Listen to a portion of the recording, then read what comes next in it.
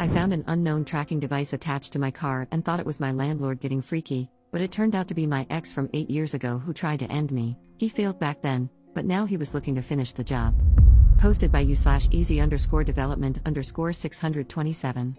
A little background: my partner and I were getting the spare tire unmounted from the bottom of our car when he discovered a circular magnetic device attached to the lip of the bumper. We initially couldn't tell what it was, but after using Google Lens, we discovered that it was a land-air sea tracking device. When we discovered this, we were obviously worried. I was especially concerned because I had been stalked and attacked by an ex in November of last year. Thinking it belonged to him, we filed a police report and had them find out who the owner of the tracker was. To our surprise, the tracker was purchased by our landlord of about 3 years. Apparently, he has been checking our location periodically, and the device was active when we found it. It came as a huge shock to us because he seemed like a genuinely good person who has a family and who even helped us install floodlights and curtains in our home after I was attacked. The police have been trying to contact him to get some answers, but he has not returned their calls, though it has only been a day.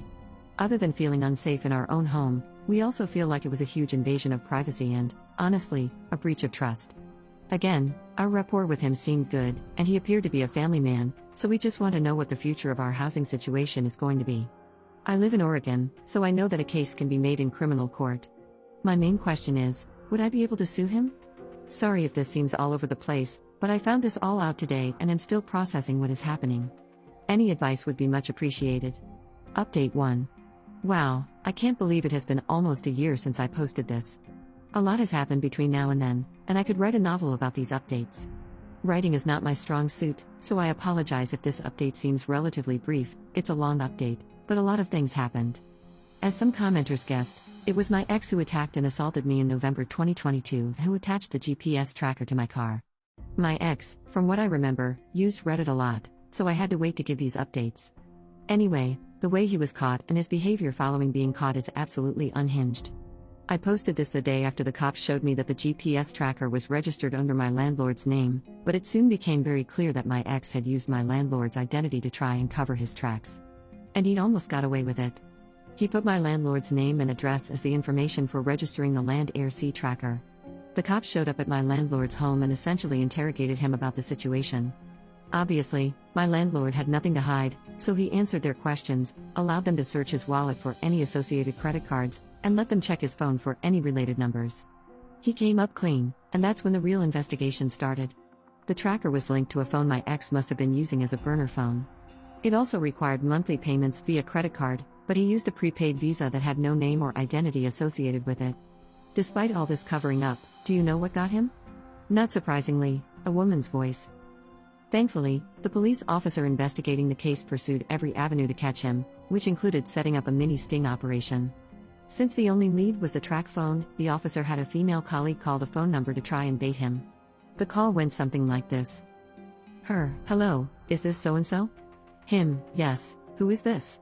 Her: this is so-and-so from X bar. We met the other night, and you gave me your number. I just wanted to see if you wanted to hang out sometime. Him: oh yeah, I remember you. We should definitely meet up. And so on. The police believe that the recording of the call itself was enough evidence for probable cause, but they wanted to get him to meet her in person to really solidify the PC. They were texting back and forth for a while, but I think he eventually realized that it was too good to be true and that the GPS monitor was no longer going anywhere other than the sheriff's office. He must have put 2 and 2 together and stopped. But not all hope was lost. The cop got voice verification from me and one other person who could verify that it was his voice. He was arrested for identity theft and illegally affixing a GPS monitor to my car. Both can be considered felonies since I had a protective order against him. The process of arresting and indicting him was no walk in the park though. They gave him the opportunity to turn himself in instead of being arrested by an officer or being picked up. When he realized the trouble he was in, he checked himself into a mental hospital, which was a loophole to avoid being taken into custody. This created a mountain of paperwork and work for the DA's office to get the charges seen before a grand jury. My experience going through the DA's office could be a whole other thread, but I will spare you the details. The grand jury eventually indicted him on both counts, and I awaited trial. That should be the end of the story, right? Wrong. Not even 2 months after he was indicted, I saw him outside my house. I was driving home from a date night with my partner, and we took a different road than usual because we saw some cute ducks in a neighbor's yard, causing us to take a detour. Thankfully, we detoured that day because, as we were about to round the corner of our road, we saw him. It was broad daylight, and he wasn't even trying to hide his identity. In fact, he just looked like a normal guy walking around the neighborhood. At first, I thought I was just seeing things because I didn't think he would be that careless to be that close to my house after everything. He had a no-contact order against him that required he not be within 500 feet of my home or vehicle, and he was well within that distance. As we turned the corner and I started noticing him, he noticed us and immediately turned so his back was facing us, pausing as if he was looking at something, probably hoping we wouldn't realize it was him. I told my partner to stop the car, and when we stopped, he started speed walking in the opposite direction. We circled back around to verify that it was him, but by that point, he had disappeared into the bushes. We slowly headed back towards our road, trying to see if we could spot him again. As we continued, he popped out of the bushes about 10 feet ahead of us, made direct eye contact, and then started sprinting up the road. We followed him, trying to get pictures. We managed to get 2 blurry pictures of him, but they were probably not clear enough to completely verify that it was him. I filed a police report and talked to his probation officer about what happened. The PO had him come in and get a GPS monitor anklet pending investigation. I also reached out to the cop who helped me with the GPS tracker and assault case. He assisted me in going to every neighbor's house to ask for video evidence of my creepy stalker ex. Some neighbors didn't answer, others didn't have anything, but the place with the bushes? They had a clear picture and video of him crouching in their bushes. Needless to say, he is currently in jail facing multiple charges against him. I want to delve into more detail about the justice system and my frustrations with it, but for now, I will just end on a positive update. Thank you to those who gave me advice and showed genuine concern. To those who commented that this was an ad for the land-air-sea tracking device, piss off. I also want to acknowledge the cop who has been helping me ever since I was first attacked. He saw me right after I was assaulted in 2022 and saw how shaken up I was. He went out of his way to do a sting operation on the GPS tracker and went door to door to find video evidence of my stalker. I don't think the average cop would do half the work he has done, and I will be forever grateful for that. My husband fell in love with his online gamer friend and wants me to open our marriage so he can play with her in bed, but I know a good single-player game he can play and it starts with divorce. Posted by u/Cassie18744. I, 33F, have been married to my husband, 34M, for 4 years, and we've been together for 12 years. After a lot of financial struggles, we bought a house, and we are now planning to have kids. The thing is, a few months ago, my husband fell sick and had to stay home for a while. He decided to pick up an online game and started having weekly sessions with a group of players. Among them is a girl, 30-ish F, and long story short, he fell in love with her. He broke down crying a month ago and admitted it. He told me it built up so gradually that he didn't understand how he felt until it was too late. They started texting privately after meeting and eventually had one-on-one calls together. At some point, he said, she told him she was in love with him, and he realized it was mutual. He said he told her it was impossible but loved her too. They tried to be just friends, but they couldn't resist and continued to show affection for each other but also ventured into dirty texting. She asked if she could meet him face to face, but he refused. So he told me all of this, apologized over and over again, and told me he couldn't control himself. While he loved us both, he said he would choose me no matter what. I was still very upset and slept at a friend's that night to gather my thoughts. I decided to forgive him because he clearly felt guilty and wanted to work it out. I told him that while I was deeply hurt, I still appreciated him coming forward and being honest about what happened. We had long conversations about how we were feeling in our relationship. I accepted that he could love someone else but said I didn't like how he handled it. He agreed with me. Then, yesterday, he asked if I was comfortable opening up the marriage to polyamory. He said he still wanted to live with me and have kids, but he can't erase or ignore the feelings he has for her. He says he wants to do it right and let us both see other people, with clear boundaries and communication, while still being present for one another. I'm going to be honest, it made me very uncomfortable at first. We have several friends who are poly, so I know more or less how it works, but I never really thought about getting into it myself. I am not against it, it just never crossed my mind before. I'm trying to think it through, but it's a lot to take in. Sorry, my writing is probably messy, but it's kind of hard to focus. I guess it's too early to decide, and we have a lot more to discuss beforehand, but still, could you guys give me your opinions on this? Thanks a lot. Update 1. Hey guys, first off, sorry I didn't reply to all your comments. I'm very thankful for them, they helped me realize some hard but fair truths about the whole situation. I waited for a bit to think about it all and had multiple long discussions with my husband. I wanted to confront him before making a final decision. To answer some of your questions, the other girl wanted to meet him, but they never did. Partly because my husband refused, but honestly, mostly because she lives too far from here. I still got checked for STDs, though, and I'm clean. As for our polyamory friends, they were apparently the ones who suggested he go down the polyamory road. I stopped talking to them for now. I'll deal with the bigger problem first. I told him his actions hurt me deeply and that while I appreciated him admitting his affair, it was still infidelity. I told him what you guys said, that turning it into polyamory was merely greenlighting the affair after the fact, and that polyamory should be built on mutual trust and communication, which he had already broken.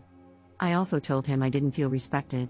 It destroyed him, and he said he already knew deep down but didn't want to admit it, neither to me nor to himself. We both screamed and cried a lot. He finally admitted he wanted to open the marriage for selfish reasons. He is very sorry.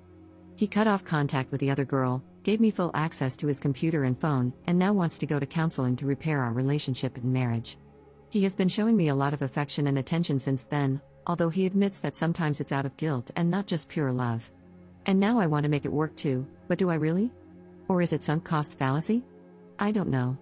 Our first session is in 2 months, the earliest we could get, and every day I change my mind. Literally yesterday, I wanted to leave him, while today I think it's worth giving it a try.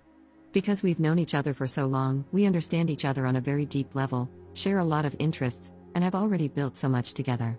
He was there for me during the hard parts of my life. He took responsibility for his actions and is really trying. Plus, if I leave him, I'd have to start my life nearly from scratch, find a new place to live, and go back into dating for the first time in 12 years. I don't want to lose everything. It sounds very hard and scary. Am I not too old for this? But at the same time, that's a form of denial, isn't it? It doesn't matter if those years were good, it's not going to be the same. Even if he gains my trust back, even if I forgive him, I'll never forget. I think he is genuinely remorseful, but isn't it too late for that? I am too empathetic. His being present now doesn't erase what was done. Do I want to stay not because I still believe in this relationship, but because I don't have the strength to ask for a divorce? Because it's the easy choice, some kind of codependency? I have no idea. I can picture both paths clearly, and it's tearing me apart. I am lost, maybe even more than I was when I wrote my previous post. I've lost sleep and appetite, and I'm not sure I enjoy anything in my life anymore. I booked an appointment with a psychologist, for me alone, to help with this whole thing. I am sorry, at this point, I am rambling. I know I am the only one who can decide what's okay and comfortable for me or not. It's ultimately my choice and my choice only. The emotional hell I am going through just makes thinking about that choice very hard and paralyzing. I'll go to both therapies and try to see what to do from here. Edit. A couple of things I should have mentioned but didn't, because putting all of this into writing without omitting something is much harder than I thought. He cut off contact with her because once he told her he was married and wanted us both, she just ran away and broke up with him. Since then, there are times when my husband starts feeling sad or angry because of what's basically withdrawal. He's smart and at least sensible enough not to blame me for that. What kind of marriage did we have before this crisis? It will sound so naive, it's my first and only romantic relationship. We were very close and basically grew as adults together. We could talk about anything and understand each other. We shared the same values and interests. What changed, I think, is that we got into a routine and he got bored. During our argument, he said he was addicted to the attention the girl was giving him and that he felt I didn't show him I was in love with him enough anymore. I told him that even if it was true, he should have told me instead of having an affair. On one hand, I have my faults too, and I could accept this as one of them. On the other hand, I was taking care of him and the house while he was sick. I don't think he believes it, and I don't think he means it. But it makes me wonder whether I was actually a good wife for him, even though I am not responsible for his actions. Thanks again for your support, everyone. It's a lot to process, but it helps me so much. Update 2. So, we are divorcing. A huge amount of things have happened over these last 3 months. I'll quickly summarize. So, my soon-to-be ex-husband had an emotional affair online and tried to make me greenlight it by asking for an open marriage, where we'd be allowed to have side adventures. I refused, and his affair partner dumped him. He begged me to try to reconcile with him, to which I agreed while I was actually trying to prepare my exit. We both went to individual therapy, still am. We separated temporarily 3 times, but every time I came back, it went terribly. He was desperate, he kept trying to cross my boundaries, love-bombing me, playing the victim, asking to touch me even though I established I didn't want to, and threatening to off himself if we were to divorce. I could go on and on. This made me finally realize, along with my therapist's help, a lot of self-reflection, and my exchanges on Reddit, that I was in an abusive relationship. which is an important part, actually the most important part, of this update. Please look up definitions and examples of abuse, because I had no idea that what my husband had been doing all these years, even before the affair, counted as such. In his case, it was psychological abuse, manipulation, gaslighting, guilt-tripping, blame-shifting, and emotional blackmail. Nothing aggressive or mean. This turned me into a very submissive partner over the years, always catering to his needs while erasing mine. I rationalized everything. It happened subtly and gradually, and I was too naive to see it for what it was. His emotional affair and open marriage proposal were the natural continuation of that. Of course, the more I tried to get away from him, the more manipulative he got. Now that I was aware of it, I knew what he was doing, but fighting years of conditioning, even if you recognize it and succeed, is exhausting and disarming. So, earlier today, I brought a friend home to assist me. We sat down, the three of us, and I told my husband we were over and handed him the papers. It might sound dumb, but it's genuinely one of the hardest things I've ever done in my life. I was terrified.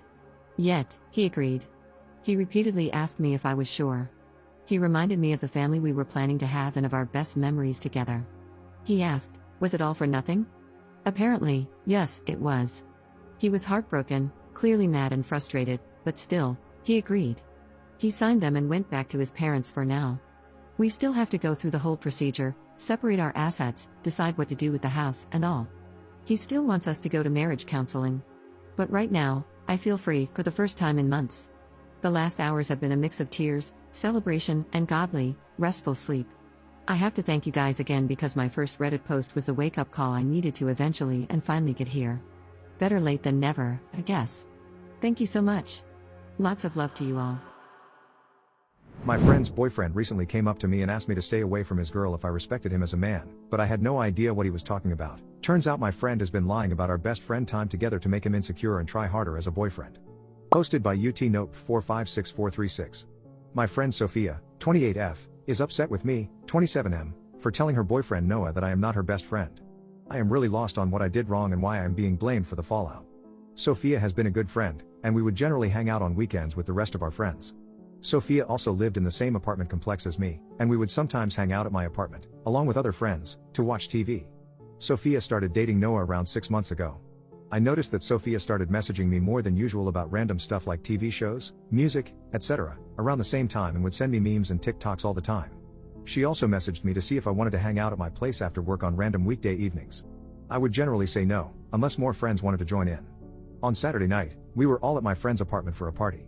Sophia and one of my friends left to pick up food, and Noah came to me and asked if we could talk for a few minutes.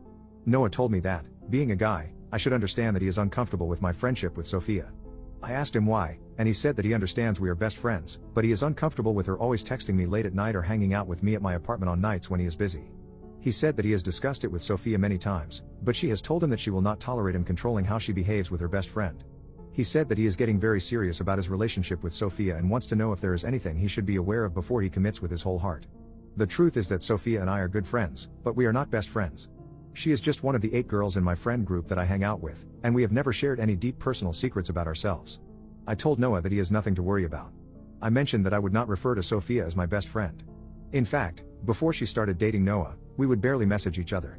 I also told him that I never hang out with Sophia alone, and she only visits my place when other friends are invited.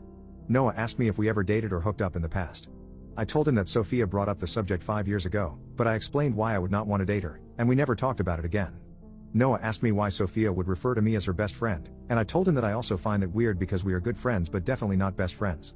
Noah thanked me for being honest, and the night went on. Yesterday afternoon, I got a call from Sophia, and she was really mad at me. She asked me what I had told Noah, and I explained our conversation. She told me I was a jerk for telling Noah that we are not best friends and how I messed up her relationship.